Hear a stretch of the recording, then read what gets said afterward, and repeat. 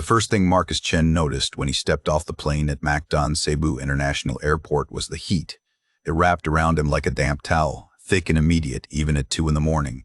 The air tasted different here. Salt and exhaust and something floral he couldn't name. He'd been traveling for 23 hours.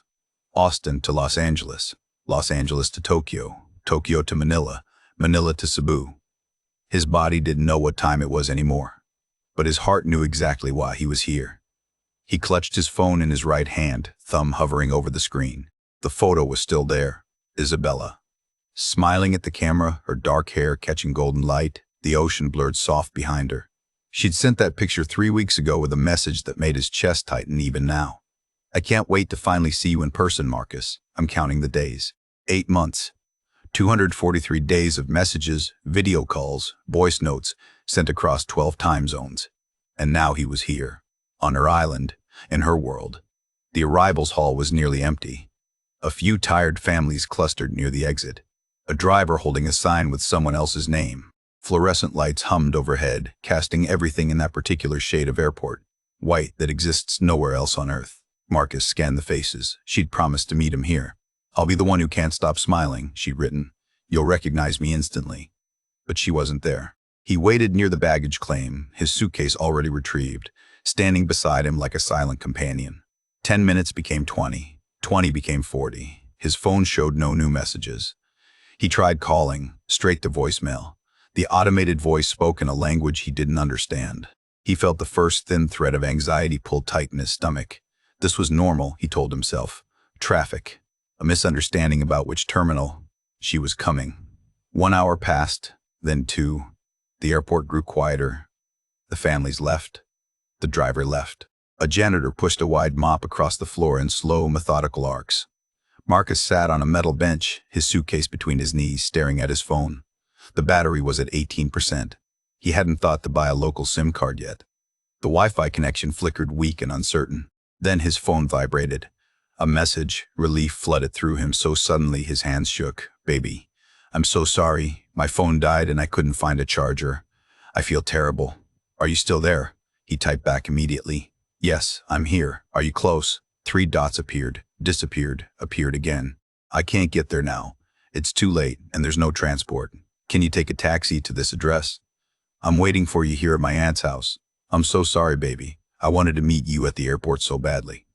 An address followed. A pin dropped on a map. It looked far from the airport, far from the cluster of hotels he'd researched. He zoomed in. Residential streets, no landmarks he recognized. He felt it then.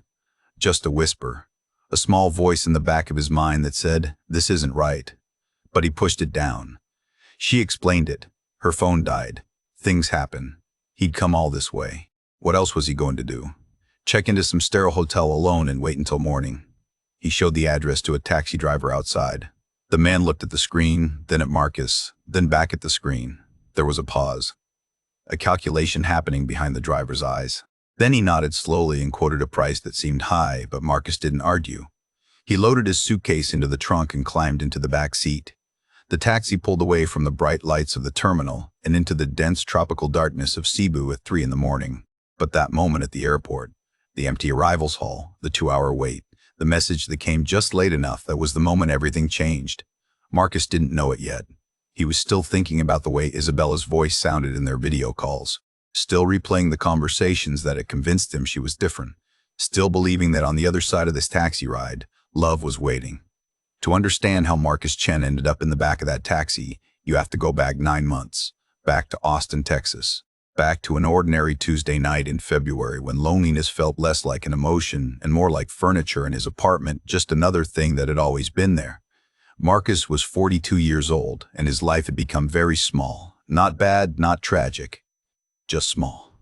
He worked as a software engineer for a cybersecurity firm, a job he was good at and that paid well but didn't require him to leave his home office. His divorce had been finalized 3 years earlier. Amicable, they called it, which meant they'd stopped fighting because they'd stopped caring. His ex-wife Jennifer had remarried within a year. A dentist named Paul. They sent a holiday card. Marcus had thrown it away without opening it. His daughter Emma was 16 and lived with Jennifer in the same neighborhood Marcus had moved out of. They were supposed to have dinner every Wednesday, but it had dwindled to every other Wednesday, then once a month, Then whenever Emma had time between volleyball and friends, and the life of a teenager who didn't particularly need her father anymore, he didn't blame her. He'd become boring, predictable. The parent you called when you needed something practical, not the one you called when something mattered. His apartment was clean and quiet. Second floor of a complex near the Domain. One bedroom. He'd lived there for 2 years and still hadn't hung anything on the walls. The furniture came from IKEA. He ordered groceries online. He ate dinner in front of his laptop, watching YouTube videos about places he'd never been, true crime documentaries, travel vlogs, channels about expat life in Southeast Asia, Americans and Australians who'd retired to Thailand or the Philippines, where the cost of living was low and life felt like a permanent vacation. Marcus had always wanted to travel. Really travel. Not cruise ships or tour buses, but the kind of traveling where you disappeared into a place and came back different. He talked about it with Jennifer once, early in their marriage. When Emma's older, they'd said, when we have more time. But time arrived and the marriage ended, and suddenly he was alone with enough money and freedom to go anywhere, and the thought of doing it by himself felt more pathetic than liberating. So he didn't go. He stayed in his apartment. He worked. He scrolled. That Tuesday night in February, he was on Facebook. He'd stopped posting years ago, but he still checked it habitually. A friend from college had shared photos from a trip to Palawan, white sand beaches, limestone cliffs rising out of turquoise water. Marcus clicked through the album slowly. The comments were full of people saying bucket list and goals, and he felt that familiar ache. The sense that everyone else was out there living, and he was just watching through a screen. He left a comment, something simple. The Philippines looks incredible. I've always wanted to visit. He didn't think anything of it. He closed his laptop and went to bed. The next morning, there was a friend request. Isabella Santos. The profile picture showed a woman with kind eyes and a gentle smile, standing on what looked like a pier at sunset. Marcus almost ignored it. He got spam requests all the time. But something made him click. Her profile was public. Pictures of classrooms full of children. Posts about teaching English and volunteering at a community-centered, quotes about gratitude and faith. Photos with family. An older woman who must be her mother, younger siblings, a niece or nephew. Nothing glamorous, nothing that screamed scam. Just a regular person living a regular life in Cebu City, Philippines. He accepted the request. He wasn't sure why. Maybe because her smile seemed genuine. Maybe because he was lonely. Maybe because her world looked warm and full in ways his felt cold and empty. 20 minutes later, a message appeared. Hi, I hope you don't mind me adding you. I saw your comment on your friend's post about the Philippines, and I just wanted to say, if you ever do visit, Cebu is really beautiful. I'd be happy to recommend some places. Sorry if this is too forward. Marcus stared at the message. He read it 3 times. The tone was friendly, a little shy, not pushy. He could ignore it. He should ignore it. What was he going to do, strike up a conversation with a stranger on the internet like some desperate middle-aged man? But he replied, not too forward at all. Thanks for reaching out. Cebu is definitely on my list. What's it like living there? The conversation started so simply. She told him about her city, the beaches, the traffic, the kindness of the people. He told her about Austin, the heat, the live music, the tech scene. They messaged back and forth for days, nothing deep, nothing romantic, just 2 people talking. Then she asked about his work and actually seemed interested in the answers. She asked about his daughter and listened when he admitted things were complicated. She shared her own struggles, the pressure of being the oldest sibling, the weight of helping support her family on a teacher's salary, the dreams she had of finishing her master's degree but couldn't afford. A week turned into 2.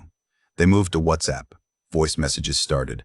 Her voice was softer than he'd imagined. She laughed easily. She asked him questions no one had asked in years.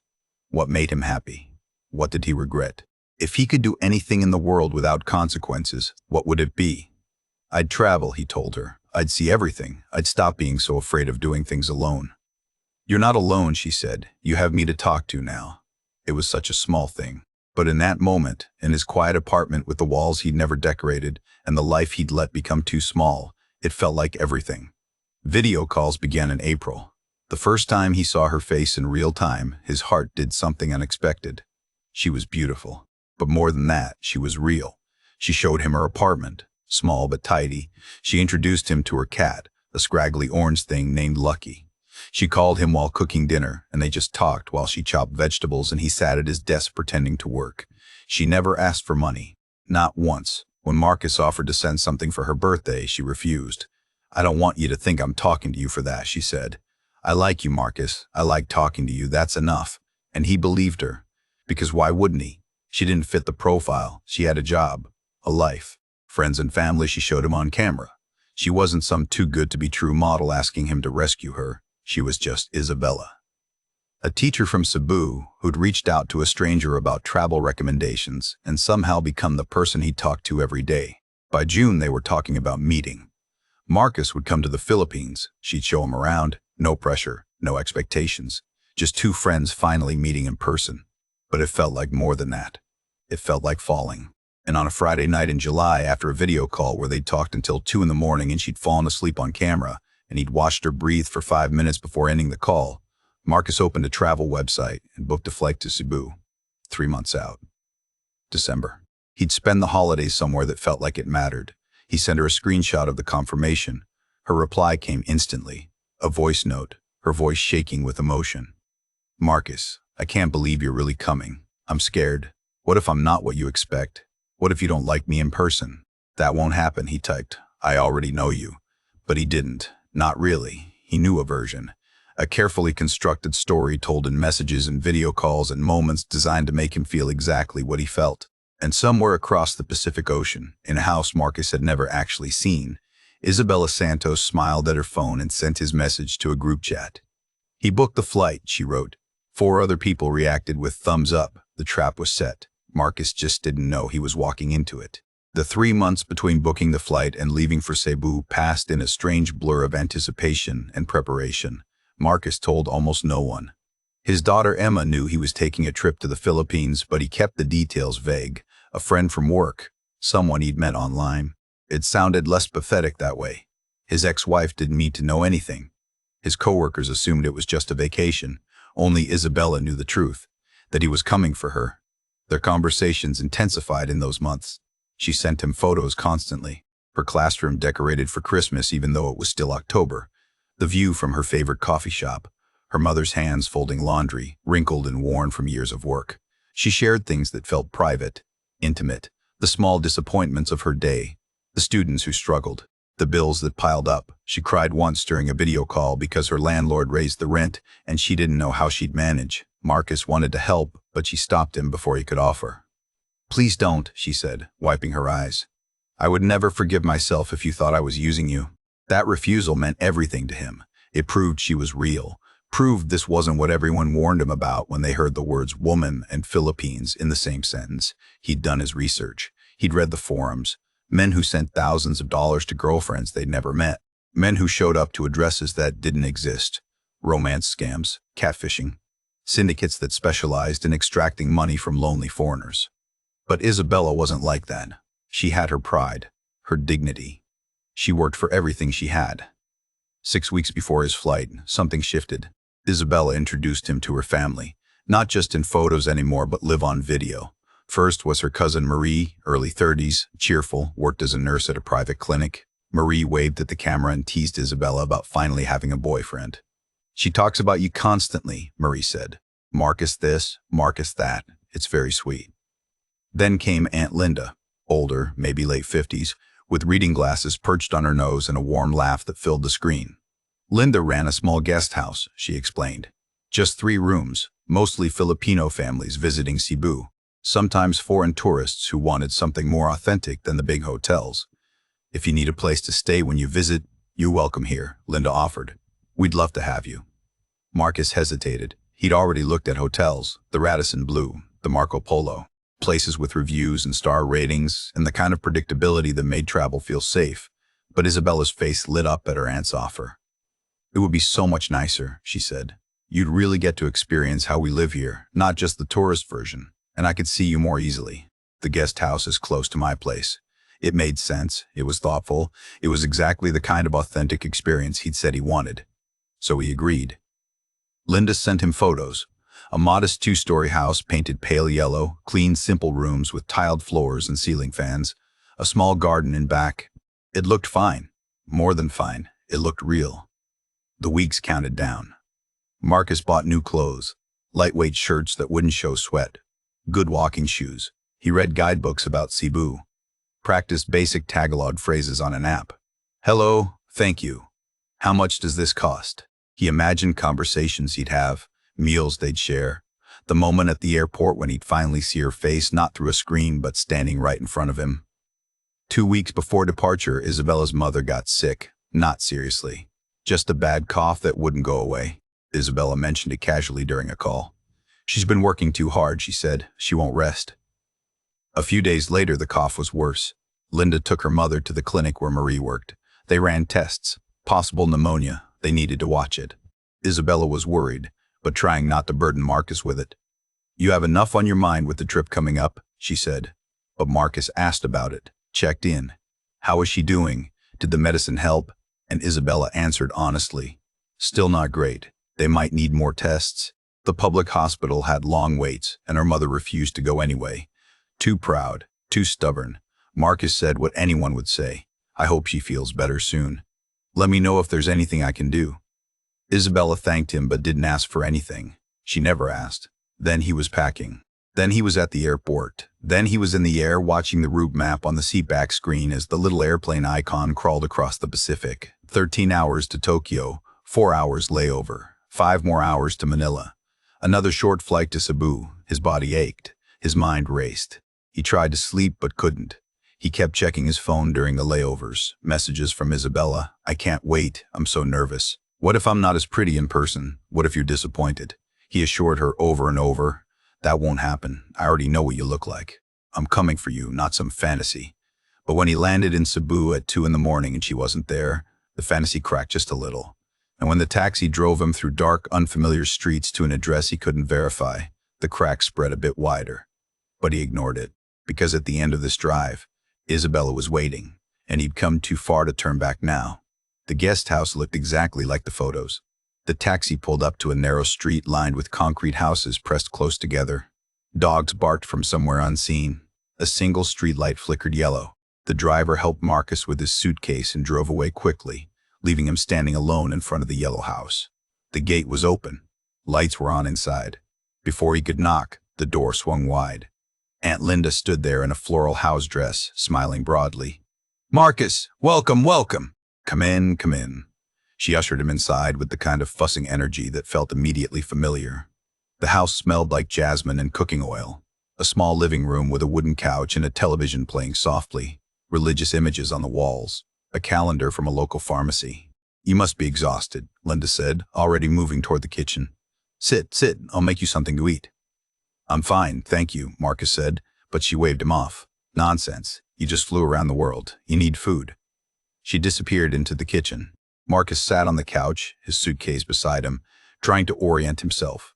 This was real. He was here, in Cebu, in Isabella's world. A cat wandered in, orange and scrawny, and jumped onto the armrest, not Lucky. A different cat. Marcus reached out to pet it, and it tolerated his hand for 3 seconds before jumping down and disappearing. Linda returned with a plate of fried rice and longanisa, sweet Filipino sausage that Marcus had researched but never tasted. He ate because it seemed rude not to. It was good. Better than good. Linda sat across from him, asking gentle questions. How was the flight? Is this your first time in the Philippines? How long are you staying? 2 weeks, he told her. Maybe longer if he liked it. And Isabella? Linda asked with a knowing smile. You like her very much? Marcus felt his face warm. Yes, very much. She's a good girl, works hard, helps her family. You're a lucky man. He wanted to say he was the one who felt lucky, but the words caught in his throat. He was tired, so tired his bones ached. Linda showed him to his room. Small, but clean. A double bed with mosquito netting, a fan turning slowly overhead, a window with bars on it looking out at the neighbor's wall, private bathroom with a handheld shower and a bucket. For the water, Linda explained, in case the pressure is low. Marcus thanked her, closed the door, sat on the edge of the bed and checked his phone. A message from Isabella. Are you there? Are you okay? I'm coming first thing in the morning. I'm so sorry I couldn't be there tonight. Get some rest, baby. I'll see you soon. He typed back.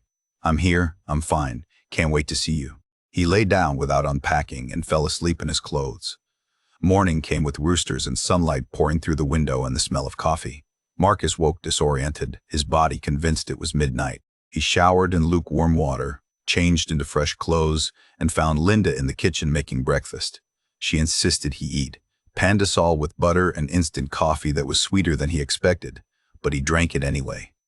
At 9 o'clock, there was a knock. Marcus's heart kicked against his ribs.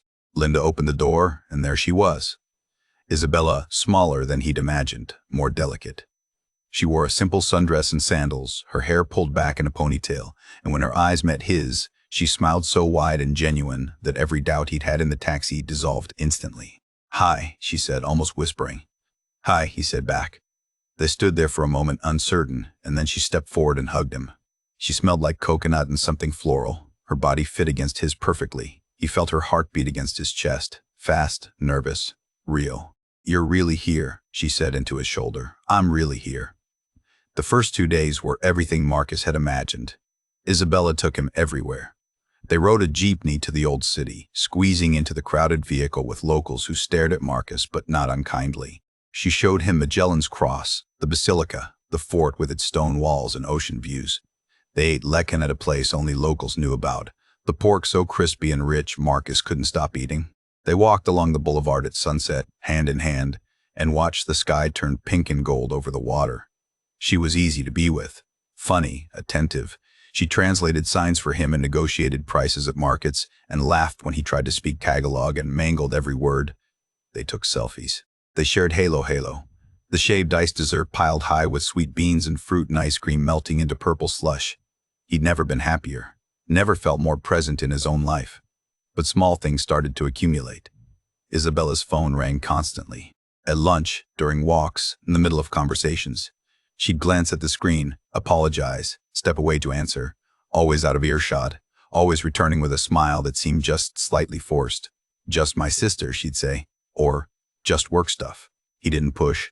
It seemed normal. People had lives. Marie and Linda were always around. They joined them for meals, appeared when Marcus and Isabella returned to the guest house, sat with them in the living room watching television. Marcus had imagined moments alone with Isabella, real conversations without an audience. But privacy never came. On the second night, he suggested they get dinner somewhere, just the two of them. Isabella's face fell. "I told my aunt we'd eat here tonight. She's cooking special for you." What could he say? On the morning of the third day, everything changed. Marcus woke to voices downstairs. Urgent blow. He checked his phone. 7:30. He got dressed and came down to find Isabella sitting on the couch, her face in her hands, Linda beside her with an arm around her shoulders. Marie stood nearby looking grim. "What's wrong?" Marcus asked. Isabella looked up. Her eyes were red, tears on her cheeks. "It's my mother," she said, her voice breaking. "The hospital called. They need to do surgery. Today. Her pneumonia got worse and there's fluid around her lungs, and they have to operate, or..." She couldn't finish. Linda squeezed her shoulder. "The hospital needs a deposit before they'll do the procedure. 50,000 pesos. Marcus did the math quickly. About $3,000. He sat down beside Isabella, took her hand. "What do you need?" She shook her head. "I can't ask you. We'll figure something out. We'll borrow from someone. She started crying harder. Marie spoke up. "We've called everyone we know. No one has that kind of money right now. The hospital won't wait. They need it by this afternoon." Marcus felt something click into place. A certainty. This was why he was here. Not for beaches or tourism, but for this. To help. To matter. To be the person who could fix things when everyone else couldn't. "I'll pay it," he said. Isabella's head snapped up. "No, Marcus, no. I can't let you." "Yes, you can. Your mother needs surgery. I have the money. Let me help." "But we just met. You don't owe us anything." "This is too much. It's not about owing. I care about you. I care about your family. Please, let me do this." The room was quiet. Linda wiped her eyes. Marie looked away. Isabella stared at Marcus like she couldn't believe what she was hearing. Then she threw her arms around him and sobbed into his chest. "Thank you," she whispered.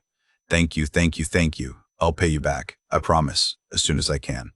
"You don't need to pay me back." He transferred the money right there from his phone. 50,000 pesos to an account number Linda provided. The transaction went through.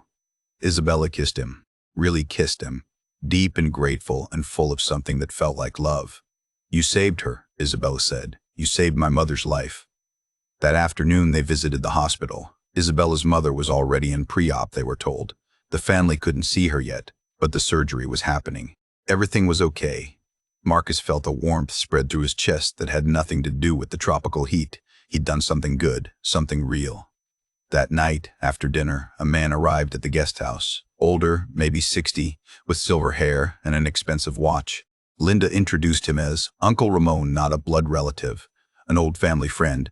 He owned property around Cebu, small resorts, rental houses. Linda tells me you work in technology, Ramon said, shaking Marcus's hand firmly. Smart man, you understand investment. They sat in the living room. Ramon explained his business. He helped foreigners invest in Philippine real estate. The law was complicated. Foreigners couldn't own land directly, but there were legal structures, partnerships, corporations. Ramon handled all of it. Safe, legitimate, high returns, 10, 15% annually, guaranteed. I have a new resort project starting, Ramon said, near Moalboal, diving area, very popular. We're looking for investors, small shares, 50,000, 100,000 pesos. You put money in now, construction finishes in 18 months, you start receiving dividends, or you sell your share. Foreigners love these opportunities. Marcus listened. It sounded almost too good, but Isabella was nodding along. My family has known Uncle Ramon for years, she said.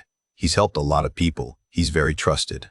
Ramon pulled out documents, official-looking papers with stamps and signatures, property surveys, architectural renderings of a small resort with native huts and a pool overlooking the ocean. Marcus's analytical mind kicked in. He asked questions. What were the risks? What if construction ran over budget? What were the legal protections?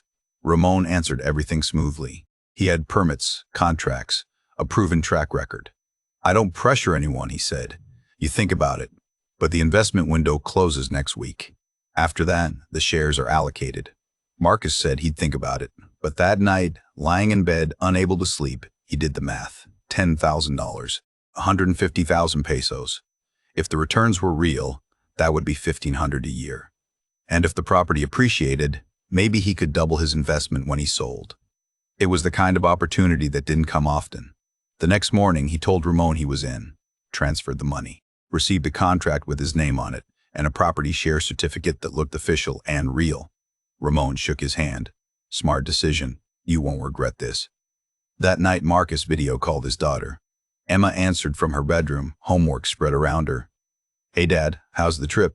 It's amazing, he said, and it was, or it felt like it was. The Philippines is incredible.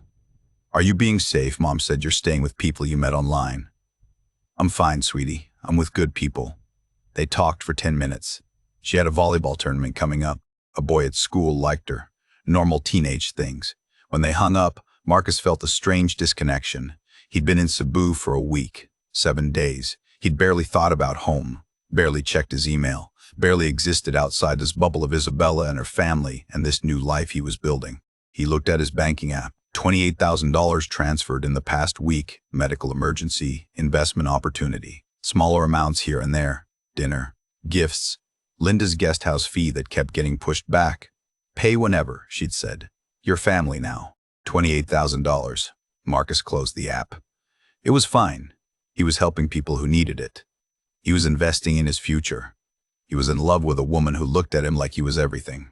But late that night, when everyone was asleep and the house was quiet except for the fan turning overhead, Marcus lay awake staring at the mosquito netting and felt the first real flutter of doubt. Not about the money, not about Isabella, just a wordless unease that lived somewhere below his thoughts. A feeling he couldn't name. He pushed it away. He'd come too far.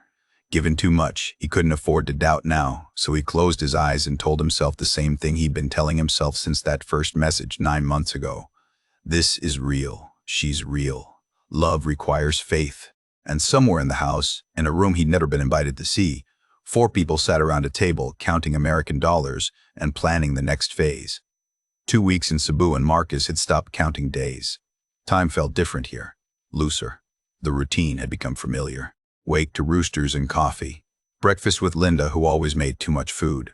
Wait for Isabella, who always arrived late but with apologies that felt genuine. Explore the island or stay near the guest house depending on what Isabella's schedule allowed. She was busy more often now. Family obligations, work emergencies, her mother recovering from surgery, though Marcus still hadn't been allowed to visit her at the hospital. She's weak, Isabella explained. She doesn't want you to see her like that. It made sense. Filipino pride. He understood. The money kept flowing out in smaller increments. Linda needed help with electric bills. Marie's clinic had equipment problems. Isabella's younger brother needed books for school. Nothing dramatic. Just the constant small expenses of life that Marcus could cover easily while they couldn't. He stopped checking his account balance. It made him feel cheap, transactional. This wasn't about money. This was about being part of something, being needed. But the intimacy he'd imagined never materialized. They'd kissed a few times, held hands constantly. But whenever things started to feel romantic, someone interrupted. Marie needed Isabella's help with something. Linda called them for dinner. Isabella got a phone call she had to take, or she'd pull back herself saying, "Not yet," or "I want it to be special," or "We have time." Marcus respected that. He wasn't here to pressure her. He was here to build something real. On the morning of day 14, Marcus woke with a plan. He wanted to surprise Isabella, do something spontaneous and romantic. She'd mentioned her mother was at San Carlos Hospital recovering. He'd bring flowers, meet her mother properly, show Isabella he was serious about this, about them. He told Linda he was going out. She seemed surprised. "Where?" "Just exploring. I'll be back for dinner." He took a taxi to the address Isabella had mentioned, San Carlos Hospital. The driver knew it. 20 minutes through traffic, Marcus clutched the bouquet of flowers he'd bought from a street vendor. White roses. He'd asked the vendor what was appropriate for hospital visits, and the old woman had wrapped them carefully and wished him well. The taxi pulled up to a medical complex, modern, glass, and concrete. Marcus paid and walked through the entrance. The lobby was bustling, nurses in scrubs, families waiting. A directory on the wall listed departments. He approached the information desk. A young woman in uniform looked up. "Can I help you? I'm looking for a patient, Mrs. Santos. She had surgery 2 weeks ago. Lung issue." The woman typed into her computer, waited, typed more, frowned. "What's the first name?" Marcus realized he didn't know. Isabella always just said, "My mother." He felt stupid. "I'm sorry, I don't know." But it was lung surgery. About 2 weeks ago. Her daughter is Isabella Santos. More typing. The frown deepened. "I'm not finding anyone by that name." "Are you sure it's this hospital? San Carlos Hospital, right?" "This is San Carlos Medical Center. But we have a San Carlos General Hospital in a different district. Maybe there?" Marcus felt the first spike of real alarm. "Can you check that one too? I can't access their system from here. You'd have to call them." She wrote down the number. Marcus stepped outside and dialed. The line rang 6 times before someone answered. He explained again. Patient name, Santos. Lung surgery. The person on the other end checked. No record. Was he sure about the name? Marcus wasn't sure about anything anymore. He called Isabella, straight to voicemail. He called Marie, straight to voicemail. He stood on the sidewalk outside the hospital holding flowers that suddenly felt ridiculous. His hands were shaking. There was an explanation. He was at the wrong hospital. He got the name confused. Isabella had said a different hospital, and he'd misheard. That's all. He took a taxi back to the guest house. It was noon. The street was quiet. A neighbor was watering plants. Marcus paid the driver and walked through the open gate. The front door was unlocked, like always. He pushed it open. Linda, Isabella, silence. He walked into the living room. Empty. The television was off. The cat was gone. He called out again. Nothing. He walked to the kitchen. Clean. No dishes. No food on the counter. Too clean. He climbed the stairs to the second floor. His room was at the end of the hall. He pushed open the door. The room was empty. Completely empty. The bed was gone. The fan. The mosquito netting. Even the curtains. Just bare walls and tile floor and the echo of his footsteps. He ran to the bathroom. Empty. Stripped. He ran back downstairs, his pulse hammering. Checked the other rooms, all empty. Furniture gone. Pictures off the walls. The house was a shell. His suitcase. His laptop. His passport. All of it had been in his room. All of it was gone. Marcus stood in the empty living room trying to make his brain work. This wasn't happening. There was an explanation. They'd moved. There was an emergency. They'd taken his things for safekeeping. But even as he formed the thoughts, he knew. Deep in his gut, where truth lives before the mind catches up, he knew. He pulled out his phone, called Isabella. The number was disconnected. A recorded message in Tagalog and then English. "The number you have dialed is not in service." He called Marie. Same message. Linda. Disconnected. Ramon. Disconnected. He opened WhatsApp. Isabella's profile picture was gone, last seen 3 hours ago. He tried to message her anyway. The message sent, but didn't deliver. Blocked. He stumbled out of the house into the blinding noon sun. A neighbor was watching him from across the street, an older man in a stained tank top. Marcus crossed to him, his voice cracking. The people in that house? The family. Where did they go? The man looked at him with something like pity. They left this morning. Truck came, loaded everything. Do you know where they went? The man shook his head. Then he said, in careful English, "You're American?" "Yes, you're the fourth one this year." The words hit Marcus like a fist. What? Fourth American, maybe fifth. They come, stay a few weeks, then the family leaves and the American is alone. The man paused. You should go to police, but police won't help. They pay them. Marcus felt his legs go weak. He sat down on the curb. The flowers were still in his hand. He looked at them stupidly and then dropped them in the gutter. The neighbor said something else, but Marcus couldn't hear over the sound of his own breathing. This wasn't real. This was a nightmare. He'd wake up in the guest house with Isabella making coffee and Linda fussing over breakfast and everything would be fine. But he didn't wake up because he wasn't sleeping. This was real. The most real thing that had ever happened to him. He'd been scammed, conned, played so completely and thoroughly that he'd fallen in love with his own destruction. He went to the police station, a small building with bars on the windows and a single officer at a desk filling out paperwork by hand. Marcus tried to explain. The house, the family, the money, $28,000. The officer listened with an expression of profound boredom. When Marcus finished, the officer sighed and pulled out a form. You can file a report. But these cases, very difficult. People use fake names, move around. By now they're in different city, different island. You have evidence? Marcus showed him the bank transfers, the investment contract, photos of Isabella. The officer glanced at them and shrugged. I'll make a report. But you understand, this happens many times. Foreign men come for women, send money, then discover it's a business. You can try to make case, but... Another shrug. The international language of nothing will happen. Marcus filed the report anyway, gave his information, was told someone might contact him. He knew no one would. He walked out into the afternoon heat feeling like he was moving through water. 3 days. He had 3 days left before his flight home. He needed his passport. He needed his laptop. He needed some proof this had all happened. He spent those 3 days at the American Embassy getting emergency travel documents, sleeping in a budget hotel that charged by the hour and smelled like mildew and defeat. He called his bank and tried to reverse the transfers, but they'd been completed weeks ago. Nothing could be retrieved. He maxed out his remaining credit card to buy new clothes and a cheap tablet to check email. Emma called, and he lied and said everything was fine, just ready to come home. On the flight back, somewhere over the Pacific, Marcus opened the tablet and searched for romance scam forums. He found hundreds, thousands, men from every country, women too, but mostly men. Stories identical to his. Met someone online, fell in love, visited the Philippines or Vietnam or Thailand or Colombia. The details changed, but the script was the same. Family emergencies, investment opportunities, sudden disappearances. One man lost $90,000. Another lost his house. One thread was about a man named David who'd flown to Mindanao 2 years ago to meet his girlfriend and never returned. His family was still searching. Marcus read until his eyes burned. Then he closed the tablet and stared out the window at the darkness below. The most pathetic thing wasn't the money. It was how much of it had felt real. The way Isabella laughed at his jokes, the way her hand fit in his, the sunset walks and the shared dessert and the video calls where she fell asleep on camera. Had any of that been real? Or was he just a mark from the first message?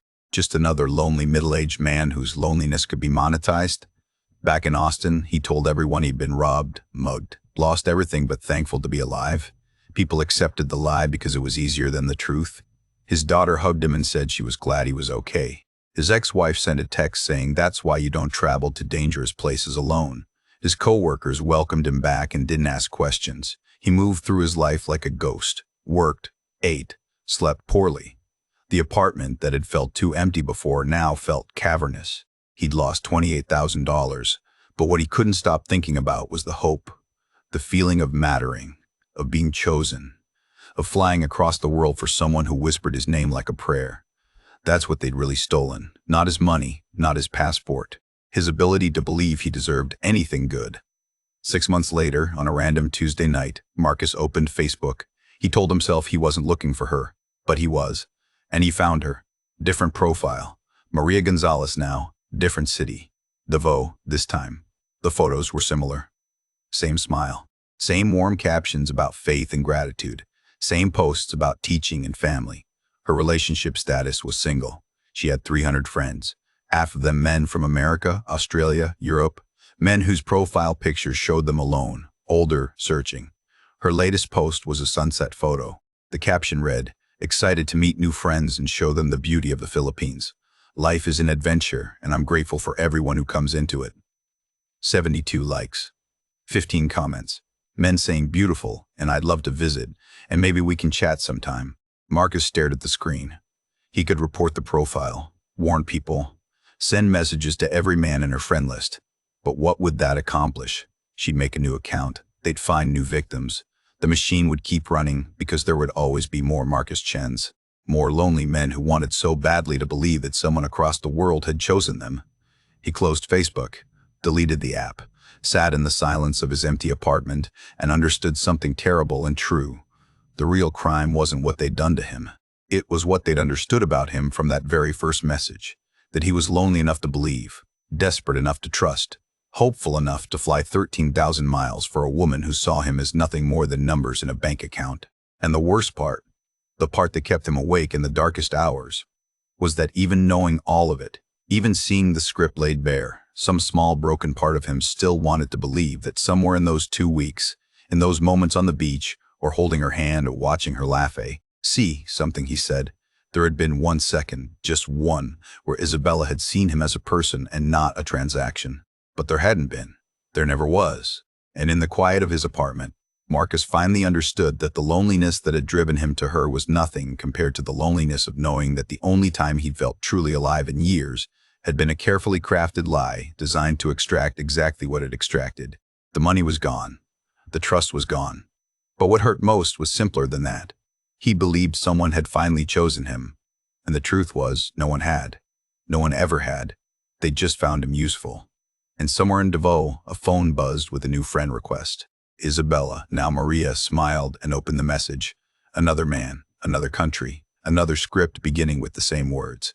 "Hi, I saw your post about the Philippines. It looks beautiful. I've always wanted to visit." And the machine turned on again.